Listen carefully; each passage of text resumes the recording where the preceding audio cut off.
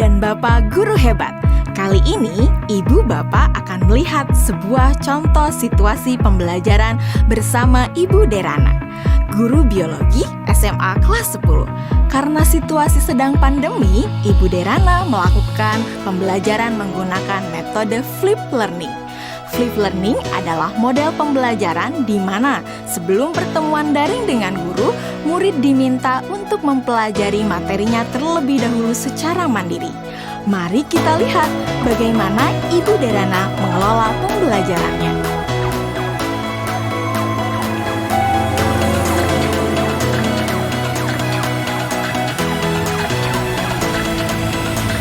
Sebelum mengajar, beberapa hari sebelumnya, Ibu Derana tentu melakukan persiapan terlebih dahulu.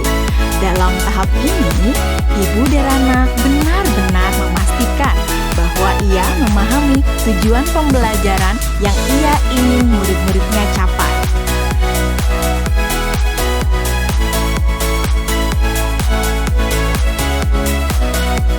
Kemudian, Ibu Derana mempersiapkan bahan dan sumber belajar yang berusaha ia sesuaikan dengan kebutuhan belajar murid-muridnya. Ia menyiapkan beberapa buku, salinan artikel koran, video-video yang semuanya berkaitan dengan materi yang akan dipelajari murid-muridnya.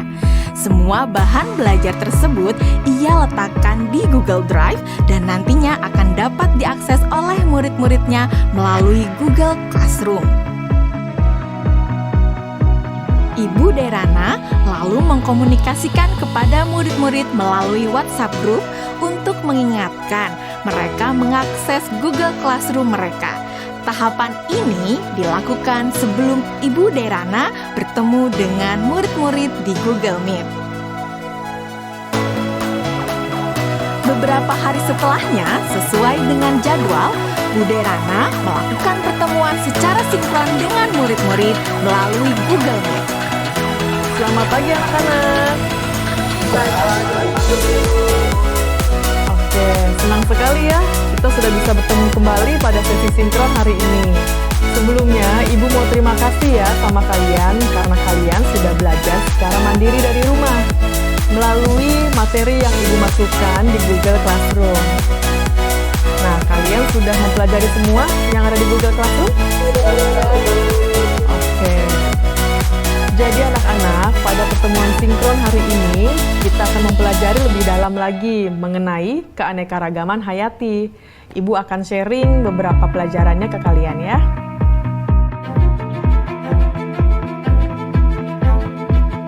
Nah, anak-anak, sekarang Ibu ada pertanyaan. Jawab pertanyaan dari Ibu ini ya. Tingkat keanekaragaman hayati mana yang paling penting dilindungi terlebih dahulu? Mengapa demikian?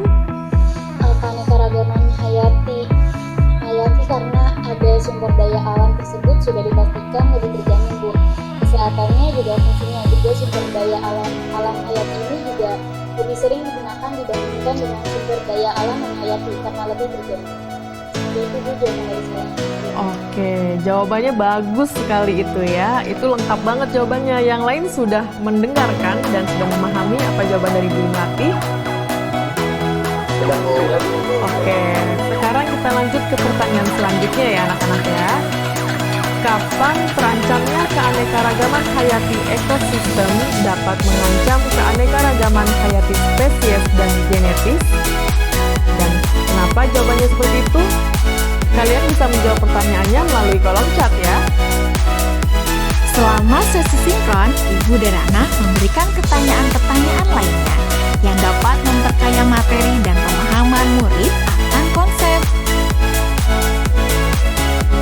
Di akhir pembelajaran, Ibu Derana memberikan murid tantangan untuk menganalisis ancaman pada satu lokasi di wilayah Indonesia yang membawa dampak negatif bagi 3 tingkatan keanekaragaman hayati. Berikut rekomendasi penanganannya. Yusuf, silakan. Tugasnya dibuat dalam bentuk apa, Bu? Apakah boleh dalam bentuk infografis? Oke, ada lagi yang mau ditanyakan? Yang lain ada yang mau bertanya? Nadia. Oke, silakan pertanyaannya apa Nadia? Apakah boleh dalam bentuk poster juga, Bu? Kalian boleh memilih bagaimana cara kalian menunjukkan pemahaman kalian. Bisa melalui video, poster, tulisan, dan sebagainya. Iya Bu, izin bertanya. Ya, Lokasinya yang dipilih gimana ya Bu? Apakah ada ketentuan-ketentuan khusus? nah, ada lagi yang mau bertanya? Ibu simpan dulu pertanyaannya ya. Bu, saya apa dong mengerjakan tugas kita harus datang ke lokasi tersebut? Oke, untuk lokasinya tidak perlu datang langsung ke lokasi tujuan ya. Jadi kalian bisa mencari langsung itu melalui online. Bu Derana melakukan diferensiasi produk dengan membebaskan murid memilih bentuk hasil pekerjaannya atau produk tugasnya sesuai dengan kenyamanan murid. Anak-anak, tadi Ibu sudah sampaikan ya bahwa hasil pekerjaan kalian dapat dibuat dalam berbagai bentuk produk. Artinya, kalian boleh memilih apakah kalian ingin menyampaikannya dalam bentuk poster digital, website, video, blog, presentasi PowerPoint, dan sebagainya. Nah, sekarang silahkan kalian sesuaikan dengan minat dan kenyamanan masing-masing. Namun demikian, kalian harus memperhatikan bahwa yang akan Ibu nilai adalah apakah kalian dapat menganalisis ancaman pada satu lokasi di wilayah Indonesia yang membawa dampak negatif bagi 3 tingkatan keanekaragaman hayati. Berikut rekomendasi penanganannya.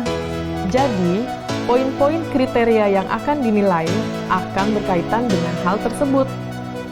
Nah, agar kalian bisa memahami dengan jelas tentang kriteria penilaiannya, mari kita diskusikan kriteria penilaian tersebut bersama-sama ya.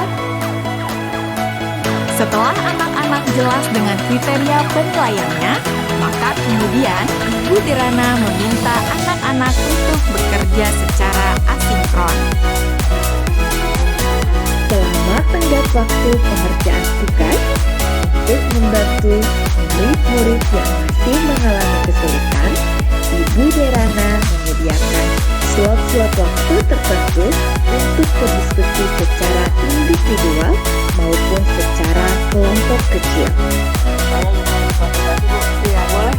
Bu Derana memberikan waktu kepada murid-murid lainnya untuk dapat mengkonsultasikan draft yang mereka buat.